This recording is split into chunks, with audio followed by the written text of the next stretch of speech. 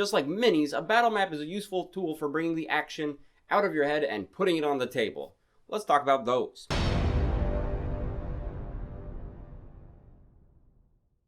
Hey fellow Game Masters, I'm Richard Quiner, and today is another Tabletop Thursday where we're going to follow up last week's video when we talked about minis, and we're going to talk about battle maps a little bit.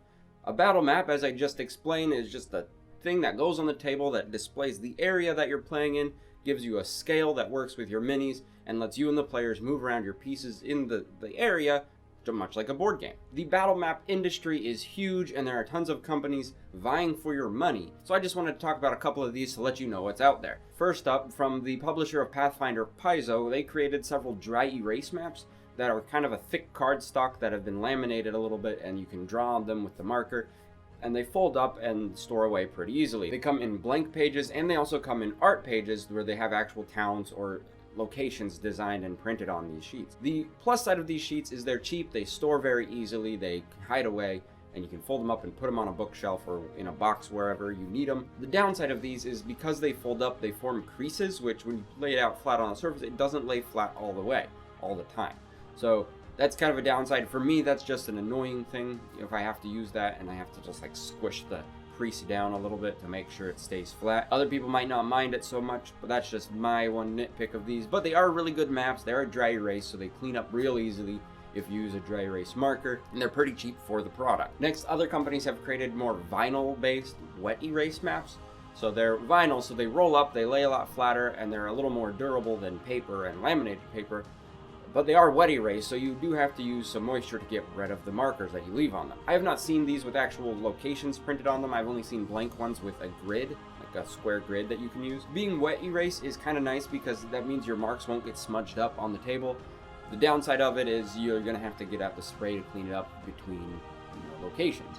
And I have seen these, as you use them more, they kind of get smudged and they get a little stained from the marker. So keep that in mind also. But they are really cheap. They're a quick, easy solution to get you a battle map wherever you are. Wizards of the Coast and other companies have come up with cardboard tiles that are more like board game boards. They're a little thicker. You pop them out of a sheet of card and they link together to form whatever dungeon you want. Those are really useful. They usually have the grid already built on them, and they're just very versatile and linked together. The downside of these is it takes a little more time to set up your location, but you have a quick, easy way to show off where you're at without breaking the bank, without having to plan too far ahead, and just being able to let your players run their game. Dwarven Forge is a company that is very well known in the battle map world as taking the miniature games of having many characters, and they've taken that to terrain. So they've built a modular system of plastic miniature terrain that you can use to build your locations and make them look fantastic. They are more expensive because they are plastic and it takes a lot of time. You have to buy them and paint them and all this kind of thing. But the immersion from these is very good, as you can see a 3D model of your area. The downside of this, and here's my only real complaint, is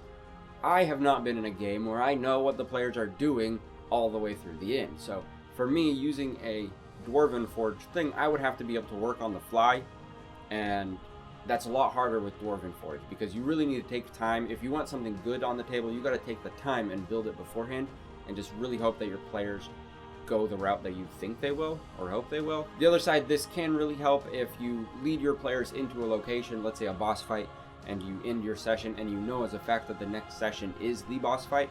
Then you can use it in that scenario so the players have a good visual representation of where they're fighting. The downside of Dwarven Forge is they are very expensive compared to the other options for your battle maps. So really, I don't recommend Dwarven Forge for beginners or new people who are new in the hobby.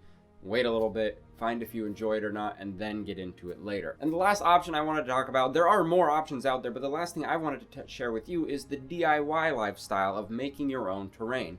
There are plenty of people online on YouTube that make their own terrain with pieces of cardboard that they kind of glue together and draw on and paint and create their grid.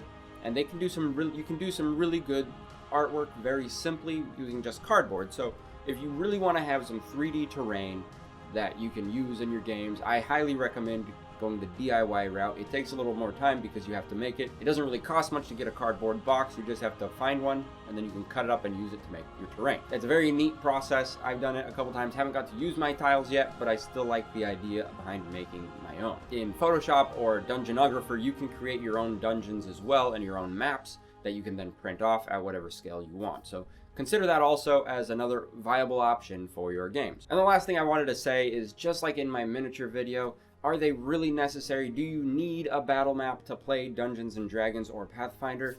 Absolutely not. They are handy, it makes it more fun, you can sit there and kind of move the minis around and it's neat, but you can also just practice and get really good with your words and explain the details out with your words and learn that skill as well, and have just as an immersive game as if you had a battle map. That is my rundown of battle maps on today's Tabletop Thursday.